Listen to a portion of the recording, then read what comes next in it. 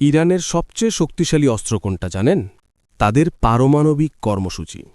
কিন্তু মজার কথা হলো, এই অস্ত্রটা হয়তো আসলে তাদের কাছে নেই। হ্যাঁ, ঠিক শুনেছেন।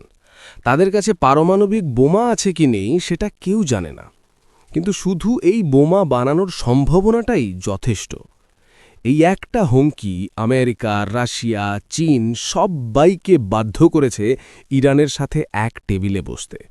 যে দেশটা চরম নিষেধাজ্ঞায় জর্জরিত, সেই দেশটাই পরাশক্তিদের চোখে চোখ রেখে দর কষাকষি করছে। আর শুধু সামরিক খেলা নয়, ইরান সাংস্কৃতিক খেলাও খেলছে। রুমি হাফিজের কবিতা আজ সারা পৃথিবীতে কোটি মানুষের মুখে।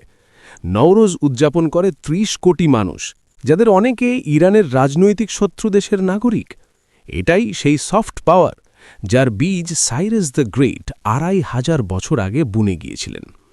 কিন্তু এই মহাকৌশলের একটি ভয়ঙ্কর মূল্য আছে, সেটা শেষ পর্বে।